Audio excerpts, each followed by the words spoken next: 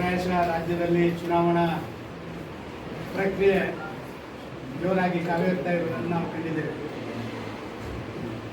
ಎಲ್ಲ 224 ಕ್ಷೇತ್ರಗಳ ಬೇರೆ ಬೇರೆ ಕ್ಷೇತ್ರಗಳಲ್ಲಿದ್ದಾಗೆ ಪುತ್ತೂರು ಕೂಡ ಒಂದು ಹೈ ವೋಲ್ಟೇಜ್ ಕ್ಷೇತ್ರ ಅಂತ ಹೇಳುವಂಥದ್ದನ್ನು ನಾವು ಈಗಾಗಲೇ ರಿಕಗ್ನೈಸ್ ಮಾಡಿದ್ದೀವಿ. ಭಾರತೀಯ ಜನತಾ ಪಾರ್ಟಿ ಇಡೀ ನಮ್ಮ ರಾಜ್ಯದಲ್ಲಿ ಅತ್ಯಂತ ಯಶಸ್ವಿಯಾಗಿ ಚುನಾವಣಾ ನಿರ್ವಹಣೆಯನ್ನು ಮಾಡ್ತಾ ಇರುವಂಥದ್ದನ್ನು ಕಂಡಿದ್ದೇವೆ. ನಮ್ಮ ರಾಷ್ಟ್ರೀಯ ನಾಯಕರುಗಳು ಪ್ರಧಾನಮಂತ್ರಿ ಮೋದಿಯಿಂದ ಹಿಡಿದು ಅಮಿತ್ ಶಾದಿಂದ ಹಿಡಿದು ನಡ್ಡಾದಿಂದ ಹಿಡಿದು ಎಲ್ಲರೂ ಕೂಡ ತಮ್ಮ ನಮ್ಮ ಪಕ್ಷದ ಪರವಾಗಿ ಪ್ರಚಾರಗಳನ್ನು ಪ್ರಾರಂಭ ಮಾಡಿರುವಂಥದ್ದು, ನಮ್ಮ ವಿರೋಧಿ ಪಕ್ಷದ ರಾಷ್ಟ್ರೀಯ ನಾಯಕರು ಕೂಡ ಅದರಲ್ಲಿ ಬಂದಿರುವಂಥದ್ದು ನಾವು ಕಂಡಿದ್ದೇವೆ. ಆದರೆ ಕಳೆದ ಒಂದು 3-4 ದಿನದಿಂದ ಪ್ರಧಾನಿ ಮೋದಿಯವರ ಆ ರ್ಯಾಲಿಗಳು ಹೇಗಿತ್ತು ಅಂತ ಹೇಳುವಂಥದ್ದನ್ನು ಮಾಧ್ಯಮದವರು ಇಡೀ ಕರ್ನಾಟಕಕ್ಕೆ ಮಾತ್ರ ಅಲ್ಲ, ದೇಶಕ್ಕೆ ಮಾತ್ರ ಅಲ್ಲ, ಜಗತ್ತಿಗೆ ತೋರಿಸಿಕೊಡುವಂಥ ಕೆಲಸ ಕಾರ್ಯಗಳನ್ನು ಮಾಡಿದ್ದಾರೆ. ನಾನು ಬ್ಯಾಂಗ್ಳೂರು ಲೋಕಸಭಾ ಕ್ಷೇತ್ರ, ಉತ್ತರ ಲೋಕಸಭಾ ಕ್ಷೇತ್ರದ ಸಂಸದ. ನನ್ನ ಕ್ಷೇತ್ರದಲ್ಲಿ 4.5 ಕಿಲೋಮೀಟರ್ ರ್ಯಾಲಿ ಮಾಡಿದ್ರು ಪ್ರಧಾನಮಂತ್ರಿ. ಅಕ್ಷರಶಃ ಮಾಧ್ಯಮಗಳ ಮತ್ತು ಪೊಲೀಸ್ಗಳ ಮುಖಾಂತರ ನಮಗೆ ಬಂದಂಥ ಮಾಹಿತಿಗಳ ಪ್ರಕಾರ ಸುಮಾರು 3.5 ಲಕ್ಷ ಜನ ಪ್ರಧಾನಮಂತ್ರಿಯವರಿಗೆ ತಮ್ಮ ಆ ಭರವಸೆಯನ್ನು ಕೊಡುವಂಥ, ಆ ವಿಶ್ವಾಸವನ್ನು ವ್ಯಕ್ತಪಡಿಸುವಂಥ ಆ ಒಂದು ರ್ಯಾಲಿ ನಡೆದನ್ನು ಕಂಡಿದ್ದೀವಿ. ಮರುದಿವಸ ಕೋಲಾರದಲ್ಲಿ ನಡೆದಿತ್ತು. ಕೋಲಾರ ಹೇಳಿ ಕೇಳಿ ನಮಗೆ ಸ್ವಲ್ಪ ಬರಡು ಪ್ರದೇಶ. ಕೋಲಾರ, ಚಿಕ್ಕಬಳ್ಳಾಪುರ, ಬೆಂಗಳೂರು ಗ್ರಾಮಾಂತರ. ಅದ್ಭುತವಾದಂಥ ಒಂದು ಸಮಾವೇಶ. ನಿನ್ನೆ ನಮ್ಮ ರಾಷ್ಟ್ರೀಯ ಅಧ್ಯಕ್ಷರು ನಡ್ಡಾರು ನನ್ನ ಕ್ಷೇತ್ರದಲ್ಲಿ ಪ್ರವಾಸ ಮಾಡಿದ್ದಾರೆ. ಅವರು ಬರುವಾಗ, ಕಾರ್ಯಕ್ರಮಕ್ಕೆ ಬರುವಾಗ ಮಳೆ ಬರ್ತಾ ಇತ್ತು, ಸುಮಾರು ಅರ್ಧ ಗಂಟೆ ತಡ ಆಗಿದೆ. ಒಂದು ಜನ ಸಮೂಹ ನೋಡಿ ನಡ್ಡಾರವರೇ ನಮ್ಮನ್ನು ಪ್ರಶ್ನೆ ಮಾಡಿದರು, ಈ ಮಳೆಯಲ್ಲಿ ಕೂಡ ಇಷ್ಟು ಜನ ನಿಂತು ನಮಗೆ ಭಾರತೀಯ ಜನತಾ ಪಾರ್ಟಿಗೆ ಆಶೀರ್ವಾದ ಮಾಡಲಿಕ್ಕೆ ತಯಾರಾಗಿದ್ದಾರೆ, ಅದು ತುಂಬ ಸಂತೋಷ ಆಯಿತು ಅಂತ ಹೇಳುವಂಥ ಮಾತನಾಡಿದ್ದಾರೆ. ವಾತಾವರಣಗಳು ಅತ್ಯಂತ ವೇಗವಾಗಿ ಭಾರತೀಯ ಜನತಾ ಪಾರ್ಟಿಯ ಜೊತೆ ಕಡೆ ಬೀಸ್ತಾ ಇದೆ. 6ನೇ ತಾರೀಕಿಗೆ ನರೇಂದ್ರ ಮೋದಿಯವರು ಸುಮಾರು 32 ಕಿಲೋಮೀಟರ್ ರ್ಯಾಲಿ ಬ್ಯಾಂಗ್ಳೂರು ನಗರದಲ್ಲಿ ಮಾಡ್ತಾರೆ. 32 ಕಿಲೋಮೀಟರ್ ರ್ಯಾಲಿ, ಬೆಳಿಗ್ಗೆ 6 ಕಿಲೋಮೀಟರ್ ಮತ್ತು ಉಳಿದಂಥ 26 ಕಿಲೋಮೀಟರ್ ಮಧ್ಯಾಹ್ನ ನಂತರ ಅವರು ಮಾಡುವವರಿದ್ದಾರೆ. ಇದು ಜನರ ಅಪೇಕ್ಷೆಯ ಮೇಲೆ ಮಾಡ್ತಾ ಇರುವಂಥದ್ದು, BJP ಪರವಾಗಿ ಅಲ್ಲ. ಬೇರೆ ಬೇರೆ ಕಡೆಗಳಲ್ಲಿ ಅವರನ್ನು ನೋಡಬೇಕು ಅಂತ ಹೇಳುವಂಥ, ಜನರ ಭಾವನೆಗೆ ಒತ್ತು ಕೊಡಬೇಕು ಅಂತ ಹೇಳುವಂಥ ಜನರ ಅಪೇಕ್ಷೆ, ನಮ್ಮ ಕಾರ್ಯಕರ್ತರ ನಿರೀಕ್ಷೆಗೆ ಅನುಗುಣವಾಗಿ ಈ ರೀತಿಯ ವ್ಯಾಪಕವಾದಂಥ ರ್ಯಾಲಿ ನಡೆಯುವಂಥದ್ದು. ಯಾವುದೇ ಸಂದರ್ಭದಲ್ಲಿ 130ಕ್ಕಿಂತ ಒಂದು ಸೀಟ್ ಕೂಡ ಕಡಿಮೆ ಆಗುವುದಿಲ್ಲ. ಪುತ್ತೂರು ಕೂಡ 130ರಲ್ಲಿ ಇರ್ತದೆ ಅಂತ ಹೇಳುವಂಥ ಮಾತನ್ನು ನಾನು ಈ ಸಂದರ್ಭದಲ್ಲಿ ಹೇಳಲಿಕ್ಕೆ ಇಷ್ಟಪಡ್ತಾ ಇದ್ದೇನೆ. ಒಂದು ರೀತಿಯಲ್ಲಿ ಇವತ್ತು ನಮ್ಮ ಆಧಾರ ಸ್ತಂಭಗಳೇನು ಅಂತ ನೀವು ಕೇಳಬಹುದು. ಸರ್, ನಾವು ಕರ್ನಾಟಕದಲ್ಲಿ ಒಂದು ವಿಶೇಷ ಪ್ರಯೋಗವನ್ನು ಭಾರತೀಯ ಜನತಾ ಪಾರ್ಟಿ ಮಾಡ್ತಾ ಇದ್ದೇವೆ. ರಾಜಕಾರಣಕ್ಕೆ ಹೊಸ ಅಧ್ಯಾಯ ಬರಬೇಕು ಅಂತ ಹೇಳಿ ಕರ್ನಾಟಕವನ್ನು ನಮ್ಮ ಹಿರಿಯರು ಆಯ್ಕೆ ಮಾಡಿದ್ದಾರೆ. ಕರ್ನಾಟಕದಲ್ಲಿ ಭಾರತೀಯ ಜನತಾ ಪಾರ್ಟಿ 8 ವರ್ಷ ಆಡಳಿತ ಮಾಡಿತ್ತು. JDS ಸುಮಾರು 10-12 ವರ್ಷಗಳ ಕಾಲ JDS ಆಡಳಿತ ಮಾಡಿತ್ತು. ಸುಮಾರು 50 ವರ್ಷಗಳಿಂದ ಮೇಲ್ಪಟ್ಟು ಕಾಂಗ್ರೆಸ್ ಆಡಳಿತ ಮಾಡಿತ್ತು. ಎಲ್ಲ ಪಕ್ಷಗಳು ಚುನಾವಣೆ ಬಂದಾಗ ಭರವಸೆ ಕೊಡ್ತವೆ. ಎಲ್ಲ ಪಕ್ಷಗಳು ಆಡಳಿತ ಮಾಡುವಂತಹ ಸಂದರ್ಭದಲ್ಲಿ ಏನು ಮಾಡ್ತಾ ಇದ್ದಾವೆ ಅಂತ ಹೇಳುವಂಥದ್ದು, ಇದಕ್ಕೆ ರಿಪೋರ್ಟ್ ಕಾರ್ಡ್ ಅಂತ ಹೇಳ್ತಾರೆ. ಭಾರತೀಯ ಜನತಾ ಪಾರ್ಟಿ ನಿಶ್ಚಯ ಮಾಡ್ತೀವಿ, ನಮ್ಮ 8 ವರ್ಷದ ರಿಪೋರ್ಟ್ ಕಾರ್ಡನ್ನು ನಾವು ಮಂಡನೆ ಮಾಡ್ತೀವಿ. JDS, ಕಾಂಗ್ರೆಸ್ ನಮಗಿಂತ ಹೆಚ್ಚು ಆಡಳಿತ ಮಾಡಿದರೆ ನಿಮ್ಮ ರಿಪೋರ್ಟ್ ಕಾರ್ಡ್ ಕರ್ನಾಟಕದಲ್ಲಿ ಏನು ಅಂತ ನೀವು ಮಂಡನೆ ಮಾಡಿ, ಇದರ ಮೌಲ್ಯಮಾಪನ ಮತದಾರರು ಮತ್ತು ಜನ ಮಾಡಲಿ ಇಡೀ ರಾಜ್ಯದಲ್ಲಿ ಅಂತ ಹೇಳುವಂಥ ಹೊಸ ಒಂದು ರಾಜಕೀಯ ನಮ್ಮ ಚುನಾವಣಾ ಸೂತ್ರವನ್ನು ನಾವು ಇವತ್ತು ಮುಂದಿಟ್ಟಿದ್ದೀವಿ. ಕಾಂಗ್ರೆಸ್ನವರು ಕಂಗಾಲಾಗಿಬಿಟ್ಟಿದ್ದಾರೆ, JDSನವರು ಕಂಗಾಲಾಗಿಬಿಟ್ಟಿದ್ದಾರೆ. ಅವರ ಭರವಸೆಗಳು ಭರವಸೆಯಾಗಿಯೇ ಉಳಿದಿದೆ. BJPಯ ಭರವಸೆಗಳು ಎಲ್ಲವೂ ಈಡೇರಿದೆ. ಅದು ಕೇವಲ ರಾಜ್ಯದಲ್ಲಿ ಮಾತ್ರ ಅಲ್ಲ, ಕೇಂದ್ರದಲ್ಲಿ ನರೇಂದ್ರ ಮೋದಿಯವರು, ನಿಮ್ಗೆ ಗೊತ್ತಿದೆ, ನಾನು ಅದನ್ನು ಮತ್ತೆ ಮತ್ತೆ ಉಲ್ಲೇಖ ಮಾಡೋದಿಲ್ಲ. ನಾವೊಂದು ಭಿಕ್ಷಾಪಾತ್ರ ಎತ್ತಿಕೊಂಡು ಹೋಗುವಂಥ ರಾಷ್ಟ್ರ ಅಂತ ಇತ್ತು. ನರೇಂದ್ರ ಮೋದಿ ಹೇಳಿದರು, ಒಂದು ಅವಕಾಶ ಕೊಡಿ, ನಾವು ಭಿಕ್ಷೆ ಕೊಡುವಂಥ ಒಂದು ರಾಷ್ಟ್ರವಾಗಿ ಪರಿವರ್ತನೆ ಮಾಡ್ತೇವೆ. ಭ್ರಷ್ಟಾಚಾರ ಹೇಗೆ ಕಾಂಗ್ರೆಸ್ನವರು ಎಲ್ಲವನ್ನ ತಿಂದು ನೀರು ಕುಡಿದ್ರು ಅಂತೇಳಿ ಜಗತ್ತಿಗೆ ಗೊತ್ತಿದೆ. ನನ್ನ ಕೈಗೆ ಆಡಳಿತ ಕೊಡಿ, ದೇಶದಲ್ಲಿ ನಾವು ಭ್ರಷ್ಟಾಚಾರ ರಹಿತ ಆಡಳಿತ ಕೊಡ್ತೇವೆ. ಗುಡ್ ಗವರ್ನೆನ್ಸ್ ಆ್ಯಂಡ್ ಡೆವಲಪ್ಮೆಂಟ್, ಇದು ನಮ್ಮ ಎರಡು concept, good governance and development. ಇವತ್ತು ಡೆವಲಪ್ಮೆಂಟ್ನ ಬಗ್ಗೆ ನಾನೇನು ಹೇಳಬೇಕಾಗಿಲ್ಲ. ಸಾಮಾನ್ಯ ಜನ ಸಂಚಾರ ಮಾಡುವಂಥ ರೈಲುಗಳಿಂದ ಹಿಡಿದು, ರೈಲ್ವೆ ಸ್ಟೇಷನ್ಗಳಿಂದ ಹಿಡಿದು, ನಮ್ಮ ನ್ಯಾಷನಲ್ ಹೈವೇ 24% ನಮ್ಮ ವೇಗ ತಗೊಂಡದನ್ನು ನೀವು ಕಂಡಿದ್ದೀರಿ. 24% ವೇಗ. ನಮ್ಮ ಅಭ್ಯರ್ಥಿಗಳು ಬರ್ತಾ ಇದ್ದಾರೆ, ಅವರು ವೇದಿಕೆಯಲ್ಲಿ ಬರಬೇಕು ಅಂತ.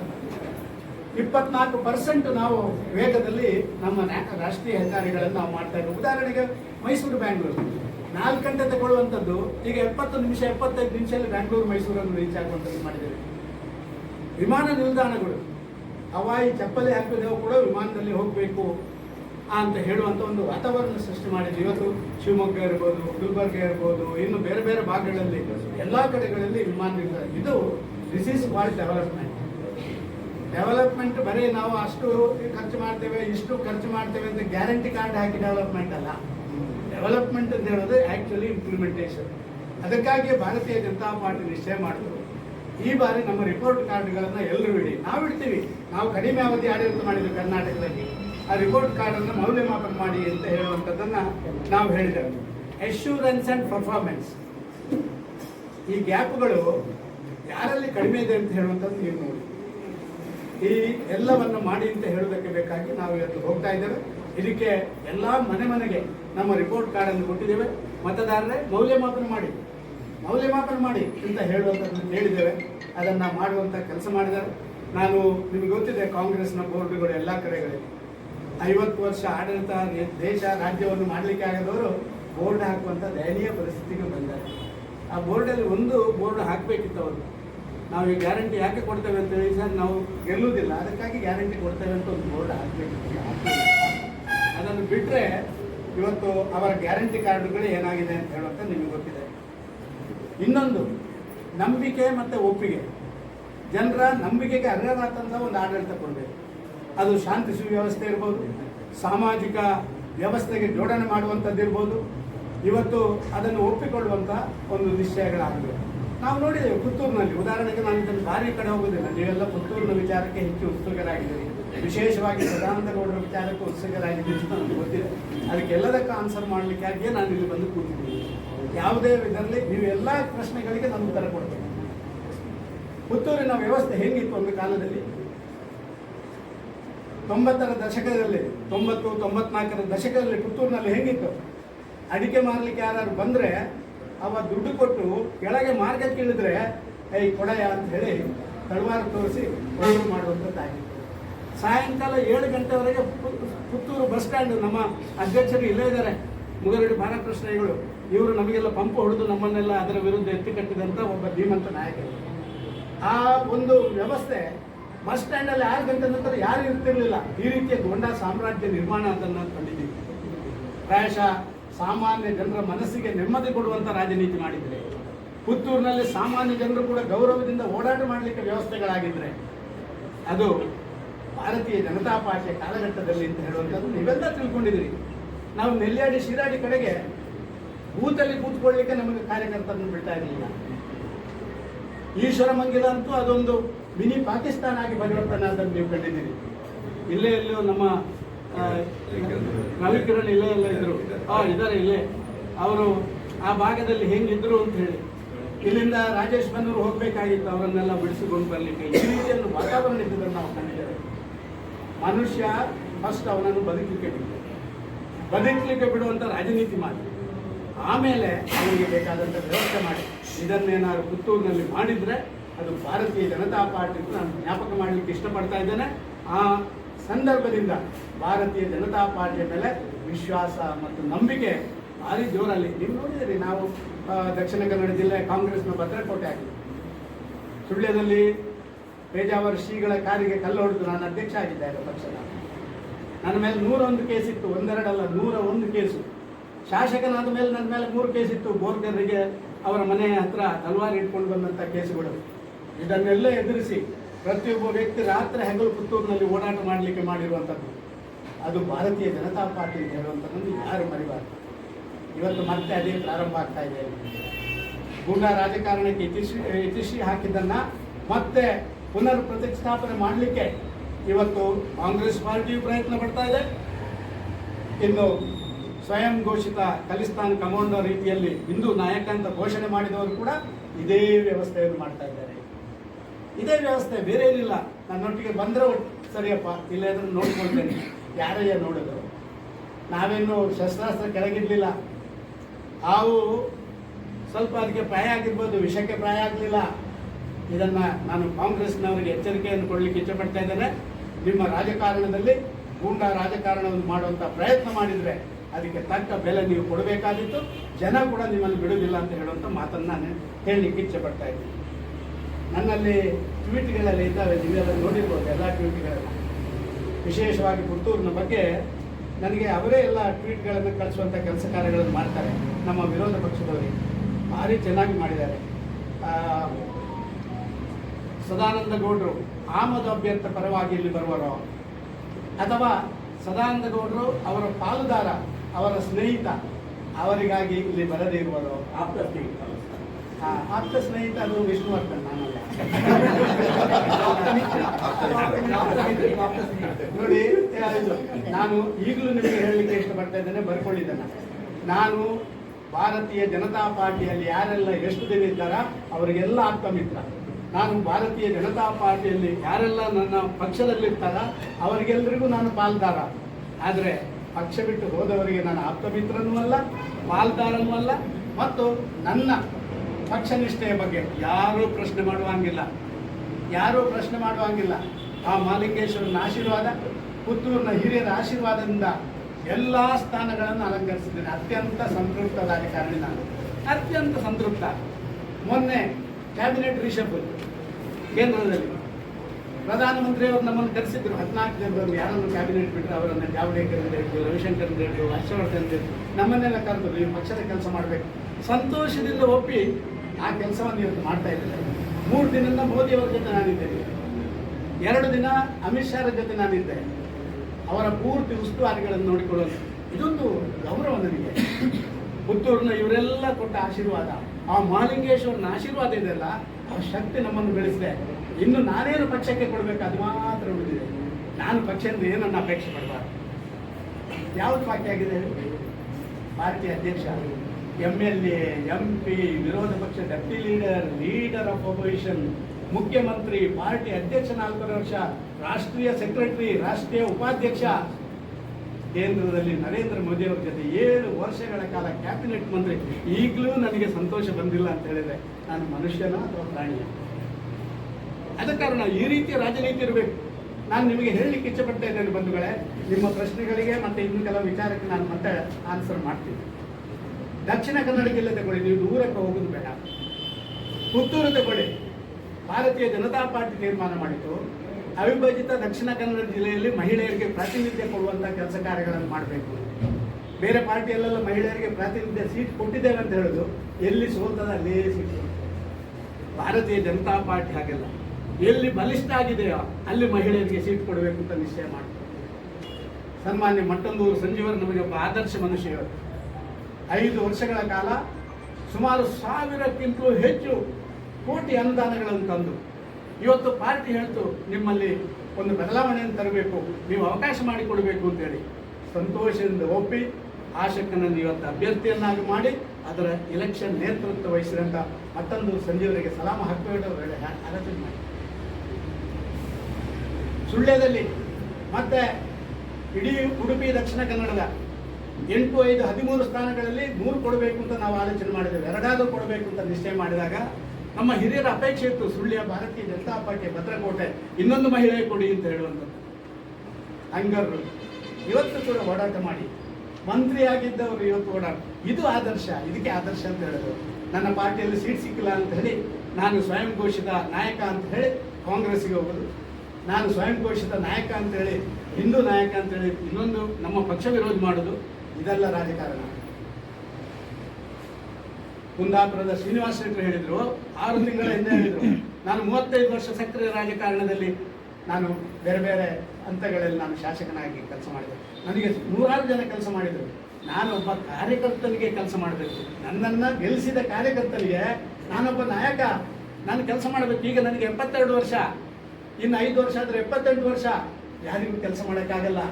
ಒಂದು ಸ್ಥಾನ ಬಿಟ್ಟುಕೊಟ್ಟಂತ ಆದರ್ಶ ಅದು ಭಾರತೀಯ ಜನತಾ ಪಾರ್ಟಿಯಲ್ಲಿದೆ. ರಘುಪತಿ ಭಟ್ರು ಹೇಳಿದರು, ನಾನೇನಾದರೂ ಕೊನೆಗೆ ನನ್ನ ಶವಕ್ಕೆ ಭಾರತೀಯ ಜನತಾ ಪಾರ್ಟಿಯ ಫ್ಲಾಗೇ ಟಚ್ ಆಗಬೇಕು ಅಂತ ಬೇರೆ ಯಾವುದು ಟಚ್ ಆಗಬಾರ್ದು.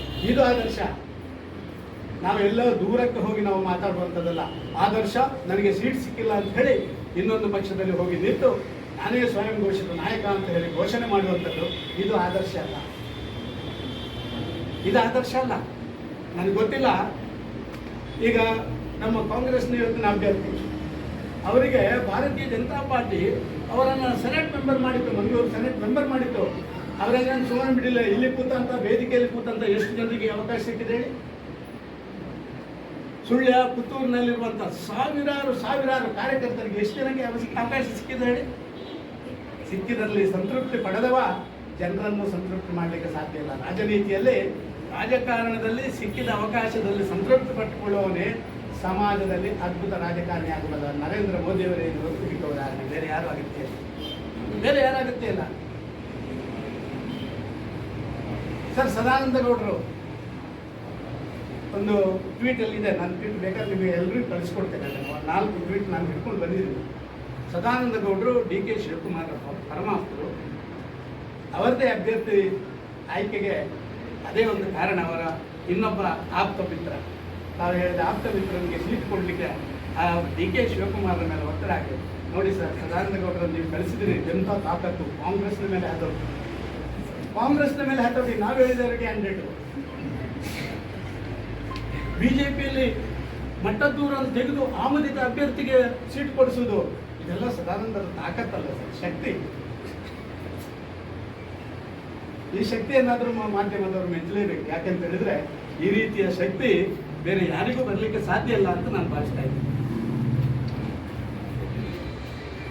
ಸರ್, ಯಾವ ಅಭ್ಯರ್ಥಿ ಆದರೆ ನಮಗೇನು ಸರ್?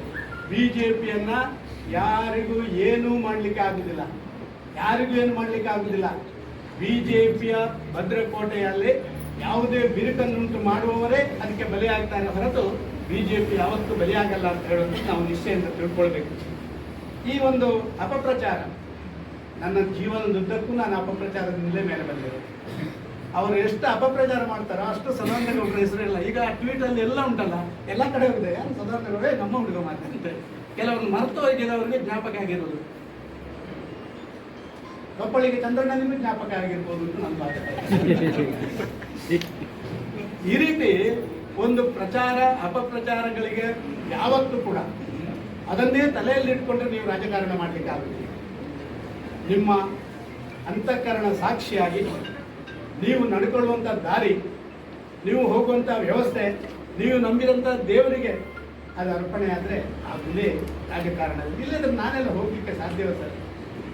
ನಾನೊಂದು ಸುಳ್ಯದ ಒಂದು ಕುಗ್ರಾಮ, ಮಂಡ್ಯಕ್ಕೂರು ಉದಯವಾಣಿಯವರು ಕುಗ್ರಾಮ ಅಂತ ಐಡೆಂಟಿಫೈ ಮಾಡಿದ್ರು 75ರಲ್ಲಿ.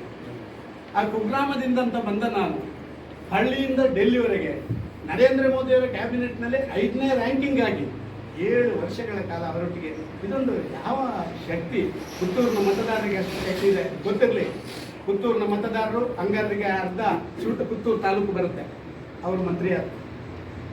ಶೋಭಾ ಕರ್ಲಾಜೆ ಸುಳ್ಯ ವಿಧಾನಸಭಾ ಕ್ಷೇತ್ರದಲ್ಲಿ ಪುತ್ತೂರು ತಾಲೂಕಿನವರು, ಅವರು ಇವತ್ತು ರಾಷ್ಟ್ರೀಯ ಮಂತ್ರಿಯಾಗಿದ್ದಾರೆ.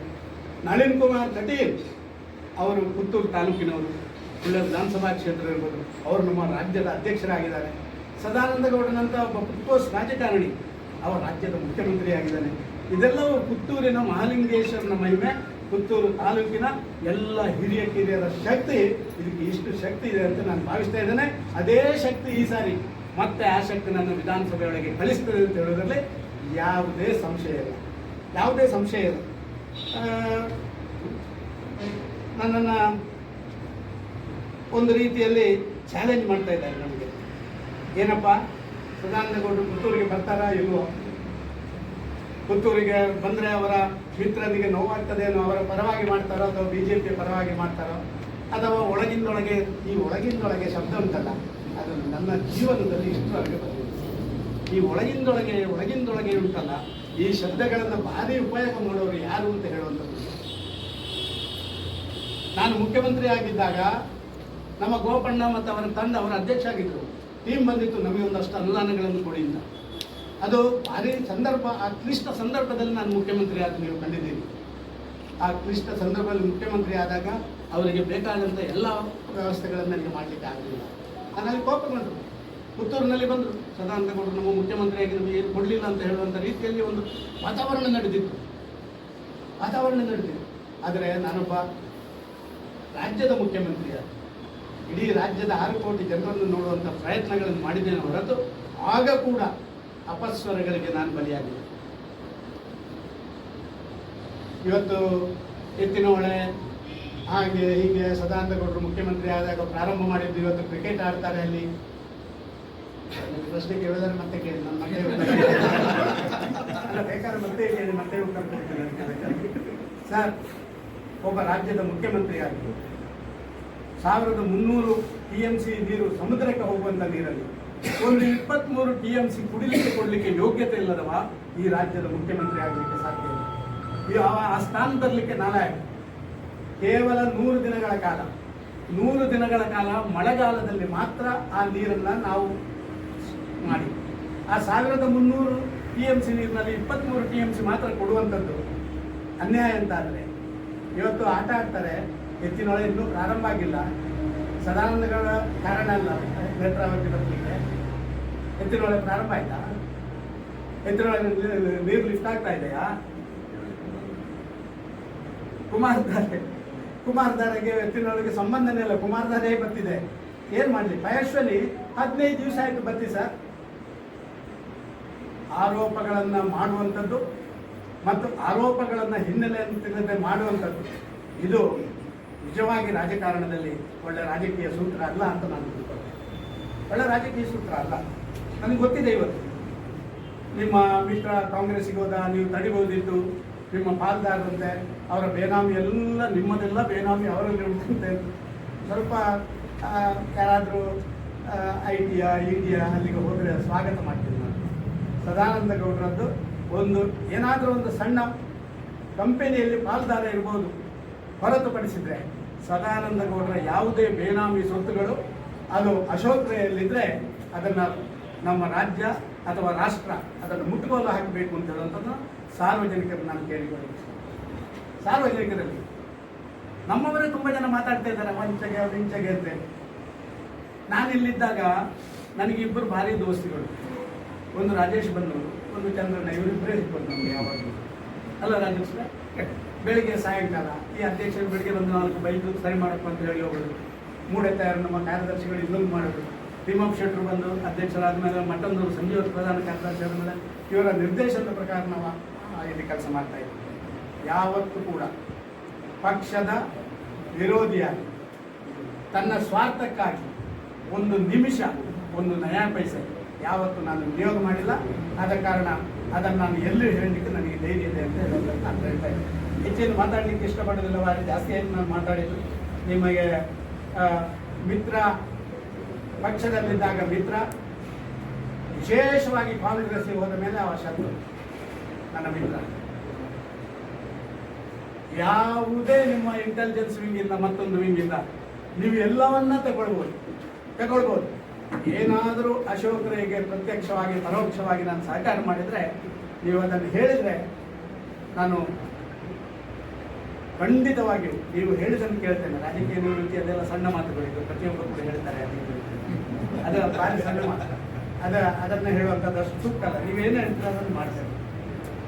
ಈ ಕೆಲವರಿಗೆ ಅವರ ಒಟ್ಟಿಗಿರುವಾಗ ಅವರೆಲ್ಲ ದೇವರು ಅಂತ ಕಾಣ್ತಾರೆ. ಅವರ ಸ್ವಾರ್ಥಕ್ಕೆ ಬೆಂಬಲ ಮಾಡದಿದ್ರೆ ಕೂಡಲೇ ಅವರು ದೆವ್ವ ಆಗಿಬಿಡ್ತಾರೆ. ಕೂಡಲೇ ದೆವ್ವ. ನಮ್ಮ ಒಬ್ಬರು ಇಂಡಿಪೆಂಡೆಂಟ್ ಅಭ್ಯರ್ಥಿ ಅವರು ಯಾವತ್ತೂ ನಮ್ಮ ಪ್ರಸಾದ್ ಭಂಡಾರಿಯವರ ಆಸ್ಪತ್ರೆಯಲ್ಲಿ ಅವರನ್ನು ನೋಡ್ತಾ ಇದ್ದೆ ಬೆಳಿಗ್ಗೆಯಿಂದ ಸಾಯಂಕಾಲ. ಪ್ರಭಾಕರ ಭಟ್ರು ಅಂತ ಹೇಳಿದರೆ ಅಯ್ಯೋ ಅವರೇ ದೇವರು, ನಮಗೆ ನಡೆದಾಡುವ ದೇವರು ಅಂತ ಹೇಳುವಂಥದ್ದನ್ನು ಹೇಳ್ತಾ ಇದ್ದಾರೆ. ಈಗ ಅವರಿಬ್ಬರು ದೆವ್ವ ಆಗಿಬಿಟ್ಟಿದ್ದಾರೆ. ಹೇಗೆ? ಇದು ಒಬ್ಬ ವ್ಯಕ್ತಿಯ ವ್ಯಕ್ತಿತ್ವವನ್ನು ತೋರಿಸುವಂಥ ನಡತೆ. ಇದೊಬ್ಬ ವ್ಯಕ್ತಿ ಅವನ ಆಸೆ ಆಕಾಂಕ್ಷೆಗಳಿಗೆ ಪಾರ್ಟಿ, ಪಕ್ಷ, ಸಮಾಜವನ್ನು ಬಲಿ ಕೊಡುವಂಥ ವ್ಯಕ್ತಿಗಳು ತೋರಿಸುವಂಥ ಸಂಗತಿ.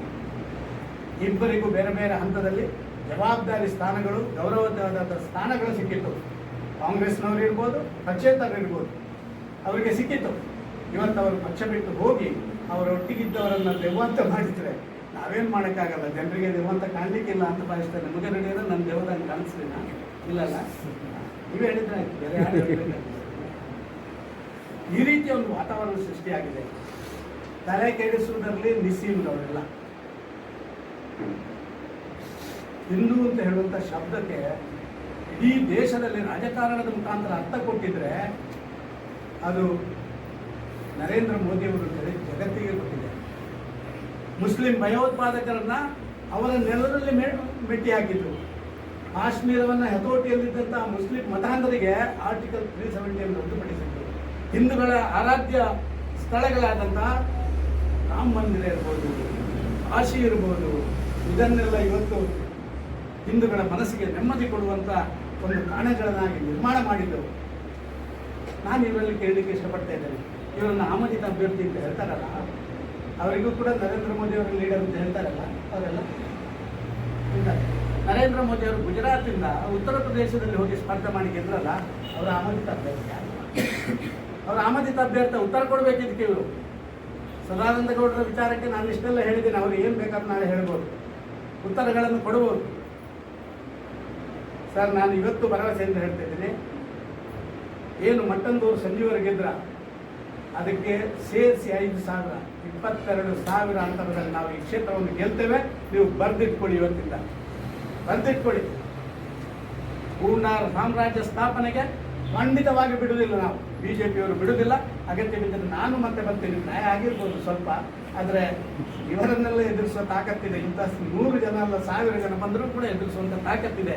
ಅದನ್ನು ಮಾಡುವಂಥ ಕೆಲಸ ಕಾರ್ಯಗಳನ್ನು ನಾವು ಮಾಡಿ, ಇದರಲ್ಲಿ ಯಾವುದೇ ಎರಡು ಮಾತುಗಳಿಲ್ಲ. ಇನ್ನೊಂದು ಭಾರಿ ದೊಡ್ಡ ಸಂಗತಿ ನಿಮಗೆ ಹೇಳಲಿಕ್ಕೆ ಇಷ್ಟಪಡ್ತಾ ಇದೆ. ಕಳೆದ 2-3 ದಿನದಿಂದ 4 ದಿನದಿಂದ ಸಂಜೀವರ ನೇತೃತ್ವದಲ್ಲಿ ನಡೆಯುತ್ತಾ ಇರುವಂಥ ಈ ಒಂದು ನಮ್ಮ ಕಾರ್ಯ ಯೋಜನೆ, ರಾಧಾಕೃಷ್ಣ ಆಳ್ವರ ನೇತೃತ್ವದಲ್ಲಿ ನಡೆಯುವಂಥ ಈ ಒಂದು ಕಾರ್ಯಗಳನ್ನು ನೋಡಿ ಇಬ್ಬರು ಕಂಗಾಲಾಗಿದ್ದಾರೆ. ಕಾಂಗ್ರೆಸ್ಸು ಮತ್ತು ಪಕ್ಷೇತರ ಇಬ್ಬರು ಕಂಗಾಲಾಗಿದ್ದಾರೆ. JDS ಬಗ್ಗೆ ನಾನು ಮಾತಾಡ್ಬೋದು, ಅನಗತ್ಯ ಮಾತಾಡಿ ಟೈಮ್ ಯಾಕೆ ವೇಸ್ಟ್ ಮಾಡೋದು, ಅವರ ಬಗ್ಗೆ ಮಾತಾಡಬೇಕಾಗ್ತದೆ. ಗೊತ್ತು, ಇವರಿಬ್ಬರ ಜೊತೆ ಒಳ ಒಪ್ಪಂದ ಆಗಿದೆ. ನಿನ್ನೆಯಿಂದ ಪ್ರಾರಂಭ ಆಗಿದೆ. ಜಂಟಿ ಸರ್ವೆಗಳನ್ನು ಮಾಡ್ತಾ ಇದ್ದಾರೆ. ಯಾರು ಮುಂಚೂಣಿಯಲ್ಲಿದ್ದಾರೋ ಅವರಿಗೆ ನಾವು ಸಪೋರ್ಟ್ ಮಾಡಬೇಕು ಅಂತ ಹೇಳುವಂಥ ಒಳ ಒಪ್ಪಂದಗಳನ್ನು ಇಲ್ಲಿ 2 ಜನ ಮಾಡಿರುವಂಥದ್ದು.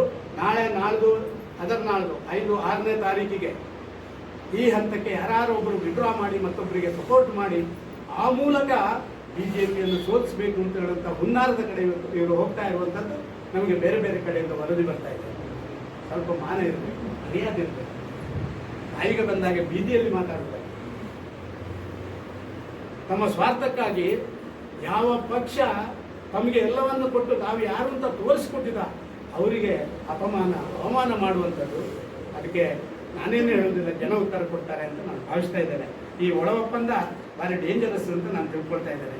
ಈ ಒಳ ಒಪ್ಪಂದ ಇವರು ಮಾಡಿಕೊಂಡಷ್ಟು ಜನ ಹೇಳ್ತಾರೆ, ಸರ್ ಏನು ಸರ್ ನಿನ್ನೆವರೆಗೆ ನನಗೆ ಅಂತ ಹೇಳಿದ್ರು, ಇವತ್ತು ಅವರಿಗೆ ಅಂತ ಹೇಳ್ತಾರೆ, ಅವರು ಇವರಿಗೆ ಅಂತ ಹೇಳ್ತಾರೆ, ಆದ ಕಾರಣ ನಾವು ನಿಮಗೆ ಕೊಡ್ತೇವೆ ಅಂತ ಹೇಳುವಂಥ ಒಂದು ವಾತಾವರಣ ಇಲ್ಲೆಲ್ಲ ಸೃಷ್ಟಿ ಆಗುವುದನ್ನು ನಾವು ಕಾಣ್ತಾ ಇದ್ದೇವೆ. ಇದು ಆಗ್ತಾ ಇದೆ. ಇನ್ನು ಪುತ್ತೂರಿನ ಜನತೆ ತುಂಬ ಪ್ರಜ್ಞಾವಂತ. ಪುತ್ತೂರಿನ ಜನತೆ ಭಾರಿ ಸುಲಭದಲ್ಲಿ, ಈಗ ಬೇರೆ ಎಲ್ಲ ಕಡೆಗಳಲ್ಲಿ ನಾವು ನೋಡ್ತಾ ಇದ್ದೇವೆ, ಸ್ವಲ್ಪ ಬೇರೆ ಬೇರೆ ಆಟಗಳು ಎಲ್ಲ ನಡೆಯುವಂಥದ್ದು. ಕೆಲವರ ತಲೆಯಲ್ಲಿ ಇಲ್ಲಿ ಬಂದವರಲ್ಲಿ ಕೂಡ ಇತ್ತು, ಅಭ್ಯರ್ಥಿ ಆದವರಲ್ಲಿ, ಅದರಲ್ಲಿ ಸ್ವಲ್ಪ ಆಟ ಆಡಿಸ್ಬೋದು. ಸ್ವಾಮಿ ಆ ಚಿಲ್ಲರೆ ಏನಾದ್ರು ಶಬ್ದ ಮಾಡಿದ್ದವರದ್ದು 100 ಶಬ್ದ ಮಾಡಲ್ಲ. ಇದನ್ನು ಅವರು ತಿಳ್ಕೊಳ್ಬೇಕು.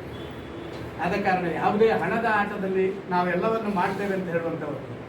ಪುತ್ತೂರಿನಂಥ ದಕ್ಷಿಣ ಕನ್ನಡ ಜಿಲ್ಲೆಯಂಥ ಜಾಗದಲ್ಲಿ ಅದರ ಕಾರ್ಯಾಚರಣೆ ನಡೆಯುವುದಿಲ್ಲ ಅಂತ ಗೊತ್ತು. ನಾವೆಲ್ಲರೂ ಕೂಡ ಒಂದು ರೀತಿಯಲ್ಲಿ ಜನಾಶೀರ್ವಾದದಿಂದ, ನಿಮಗೆ ಆಶ್ಚರ್ಯ ಆಗ್ಬೋದು ಸರ್, ಇವತ್ತು ಅಷ್ಟಿಷ್ಟು ಖರ್ಚು ಹೇಳ್ತಾರಲ್ಲ, ಮುಗರಡಿಯವರಲ್ಲಿ ಕೇಳಿ. ನಾವು 2 ಲಕ್ಷದಲ್ಲಿ ಚುನಾವಣೆ ಮಾಡಿದ್ವಿ. 2 ಲಕ್ಷದಲ್ಲಿ ಯಾವ ಗ್ರಾಮಕ್ಕೆ ಹೋದರೂ ಆ ಗ್ರಾಮದ ಅಲ್ಲಿಯ ನಮ್ಮ ನಾಯಕರುಗಳು ಅವರದೇ ಜೀಪು, ಅವರದೇ ಊಟ, ಅವರದೇ ತಿಂಡಿ ಎಲ್ಲ ನಾವು ಸ್ವಲ್ಪ ಪ್ರಿಂಟ್ ಮಾಡಿಕೊಂಡು ಹೋದರೆ ಸಾಕು, ಬಾಕಿದನ್ನೆಲ್ಲ ಅವರು ಕೊಡುವಂಥ ಕೆಲಸ ಮಾಡಿ. ಮುಗರಡಿಯವರು ಸುಮಾರು ಅದರಲ್ಲಿ ಸಿಕ್ಕಿದಂಥ ಒಂದು ಸ್ವಲ್ಪ ಹಣವನ್ನು ತಗೊಂಡೋಗಿ ವಿವೇಕಾನಂದ ಕಾಲೇಜಿನಲ್ಲಿ ಅಕೌಂಟಿಗೆ ಹಾಕಿದ್ರು. 2ನೇ ಬಾರಿ ನಾವು ಚುನಾವಣೆಗೆ ಸ್ಪರ್ಧೆ ಮಾಡಿದೆವು. ನಮಗೆ ಸುಮಾರು 15 ಲಕ್ಷ ಕಲೆಕ್ಷನ್ ಆಯಿತು. ನನ್ನಲ್ಲಿ ದುಡ್ಡಿರಲಿಲ್ಲ. ಈಗ ಏನಾದ್ರು ಉಂಟು ಅಂತ ನೀವು ಕೇಳಿದರೆ ನೀವು ಚೆಕ್ ಮಾಡ್ಬೋದು, ನಿಮಗೆ ನನಗೆ ಏನು ಬೇಕಾದ್ರೆ